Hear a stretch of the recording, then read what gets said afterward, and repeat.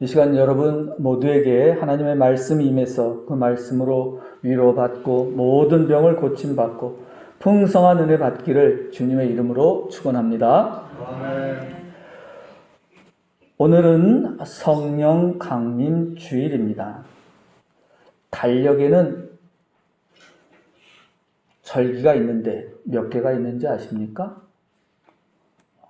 24절기가 있습니다. 여러분들이 잘 아는 대로 봄이 오는 것을 알리는 거, 그날 뭐라고 하죠? 입춘. 개구리가 깨어나온다는 날은 뭐라고 부르죠? 기억하기 쉽게 하기 위해서 그런 말을 앞에 붙이는 겁니다. 경칩 뭐 이런 게 있습니다. 가장 더운 날을 대서, 서는 덥다는 뜻입니다. 가장 추운 날은 대한, 대서, 소서, 대서 있고 소한, 대한 이렇게 있죠. 이게 다 절기에 속합니다. 좀 어려운 말도 있는데 백로라는 게 있죠. 백로라는 절기는 풀잎에 하얀 이슬방울이 맺히기 시작하는 날입니다. 내일 6월 6일은 절기입니다. 혹시 아십니까? 원래 이쯤에 절기가 6월 6일쯤에 절기가 하나 있어요. 뭔지 아세요? 망종입니다. 망종.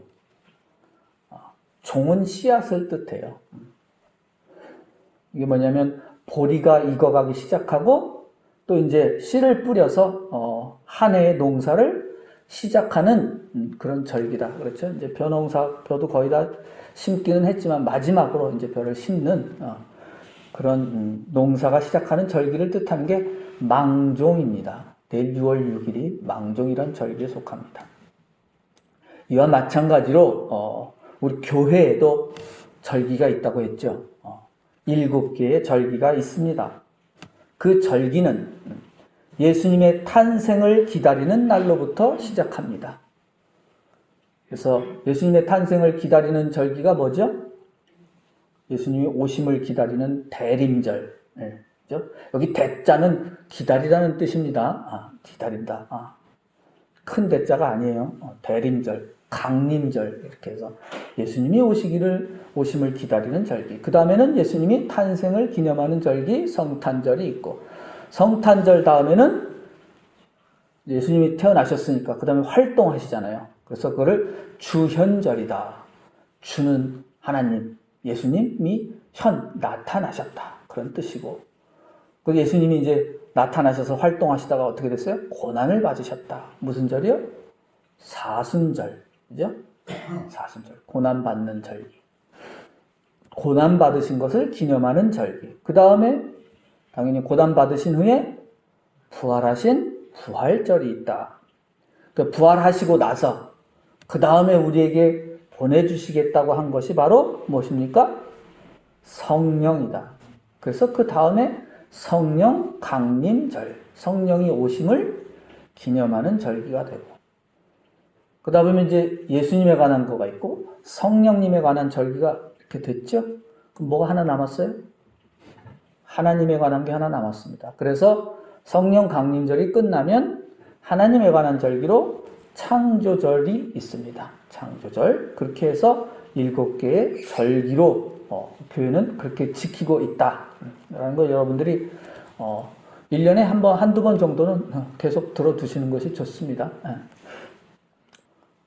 대림절부터 부활절까지는 예수님에 관한 절기이고, 성령 강림절은 성령님에 관한 절기이고, 창조절은 하나님에 관한 절기입니다. 이로써 예수님, 성령님, 하나님 세 분을 기념하는 절기가 있는 것입니다. 오늘 읽은 이 본문은 에베소서에 있는 말씀입니다. 에베소서란, 교회를 아무리 오래 다녀도 이렇게 뭐냐고 물으면 또 막상 대답들을 못 하시더라고. 에베소서란 사도 바울이 에베소라는 지역에 있는 교회에 보내는 편지입니다. 이 서는 편지라는 뜻이에요. 그래서 에베소서란 에베소에 보낸 편지다. 있다라는 뜻입니다. 성령의 오심을 기념하는 성령 강림절기가 되었기 때문에 시작되었으니까 성령에 대해서 또 말씀을 전하려고 합니다. 교회는 성령 받은 사람들의 모임, 성령 받은 사람들의 공동체라 합니다. 교회에서는 성령이란 말을 매우 많이 사용하지요. 그러면 성령이 무엇인지 아십니까? 참으로 안타까운 일은 교인들 가운데 성령이 무엇인지 아는 분이 매우 적다는 겁니다. 교인들 대부분은 성령을 무당이 부르는 귀신쯤으로 알고 있습니다. 그러나 성령은 그런 귀신 같은 게 전혀 아닙니다. 무당들이, 여러분들은 다 한 번쯤 보셨죠? 요즘 젊은 사람들은 못 봤지만 우리는 무당들이 신내림을 받았을 때 막 몸을 부들부들 떨기도 하고 소리를 지르기도 하고 막 욕을 하기도 하고 뭐 하여간 이상한 장면들이 많이 있습니다. 교인들 대부분이, 특히 한국 교인들이 그래요. 우리나라는 무당이 옛날에 많아서 그런 것 같아. 그래서 한국 교인들 대부분이 성령 받는 일을 마치 그런 무당의 신내림 증상 같은 것과 비슷한 증상이라고 믿는 사람들이 많습니다. 하지만 성경에서 말씀하는 성령은 그런 무당 신내림 같은 것과 전혀 관계가 없습니다. 거꾸로 성경에선 그런 무당 신내림 같은 증상은 더러운 영, 더러운 귀신이 들어간 것이라고 말씀합니다. 성경에서 말씀하는 성령이란 무엇일까요? 성령이란 이 말 자체는 거룩한 영이란 뜻이죠. 이제 거룩하다는 뜻은, 여기서 거룩하다는 말의 뜻 무엇이며 또 영이란 무슨 뜻일까를 생각해 봐야 하겠습니다. 이걸 제대로 알아야만, 성령을 제대로 알아야만 저런 신천지 같은 이상한 아주 악한 그런 사이비 이단 집단에 빠지지 않고 여러분이 참된 신앙생활을 할 수 있는 겁니다. 먼저 거룩하다라는 뜻은 많이 쓰는데, 거룩하다는 뜻은 본래 그 말의 뜻은 구별되다는 뜻입니다. 구별되다. 깨끗한 것과 더러운 것이 구별되어 있듯이 하나님과 세상이 구별되어 있다는 뜻입니다. 성령이란 세상의 더럽고 악한 것들과 구별되는 영이라는 뜻입니다. 그런데 이제 이 영이란 말이 문제입니다. 도대체 나는 아무 생각 없는데 왜 목사님은 영이란 말이 문제라고 말씀하시나? 여러분들은 그런 생각을 안 해보시잖아요. 그죠? 그러나 저는 성경을 공부하는 사람이라서 사람들이 사용하는 글과 말들에 대해서 굉장히 다 공부합니다. 그래서 무엇이 잘못 사용되고 잘 사용되는지를 가려냅니다. 한국 사람들이 사용하는 이 영이란 말이 제일 문제입니다. 교인들 대부분이 이 영이란 말을 오해하고 있습니다. 왜 그렇죠? 영이란 말을 하면 사람들이 다 오해하고 들어요. 왜 그러냐면 우리나라 사람들은 영 하면 가장 먼저 무당을 떠올리기 때문에 그렇습니다.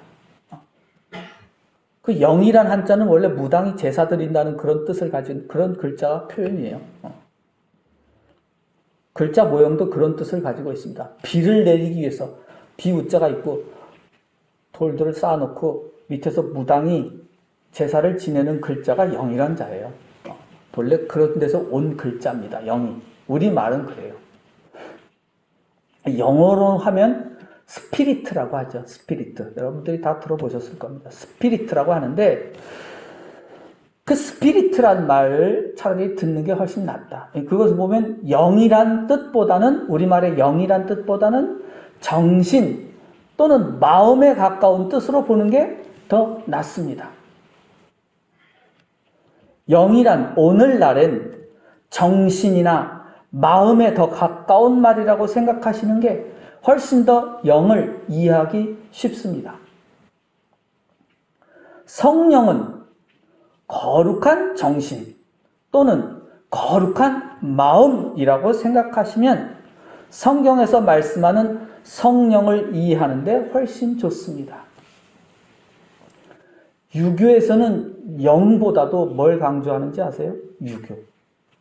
유교에서는 마음심, 이 심을 강조합니다. 단순히 마음이 아니라 그 중심을 뜻하는 것인데 다르지요. 성경에서 말씀하는 성령, 영은 거기에 더 가깝습니다. 심, 마음, 정신에 더 가깝다는 것을 여러분들이 기억해 두셔야 합니다. 거룩한 영, 성령은 본래 하나님의 영입니다. 하나님의 영은 다시 말하면 하나님의 정신 또는 하나님의 마음입니다. 하나님의 정신 또는 하나님의 마음은 그러면 무엇일까요? 그것은 곧 하나님의 말씀입니다. 예수님께서 말씀하시기를 하나님은 영이시다고 하셨습니다. 따라서 하나님은 영으로서 존재하시는 분이라는 말씀입니다. 이때 영이란 다른 말로 바꾸면 무엇일까요? 하나님의 말씀입니다. 영은 곧 하나님의 말씀입니다. 따라해 볼까요? 영은 곧 하나님의 말씀이다. 네. 하나님은 우리 눈에 보이는 형상을 지닌 분이 아니라 영, 곧 말씀으로 존재하시는 분입니다. 그러면 우리가 하나님을 알 수 있고 만날 수 있는 길은 무엇일까요? 우리는 하나님의 어떤 형상을 보거나 알거나 만날 수 없습니다. 우리가 하나님을 만날 수 있는 유일한 길은 오직 영이며 말씀입니다. 하나님은 오직 영을 통해서, 말씀을 통해서 우리에게 나타나십니다. 하나님의 영은 곧 하나님의 말씀이기 때문입니다. 그 하나님의 영이 곧 성령입니다. 따라서 성령은 곧 하나님의 말씀인 것입니다. 다 같이 따라해 보겠습니다. 다시. 성령은 하나님의 말씀입니다.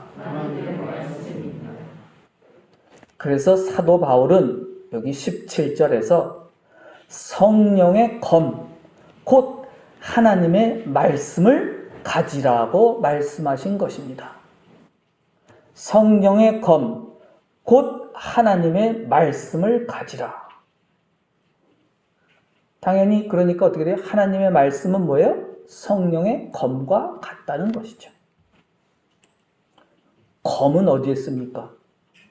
여러분, 칼은 요리하는 데 쓰지만 칼과 검은 다르죠. 칼과 검은 다릅니다.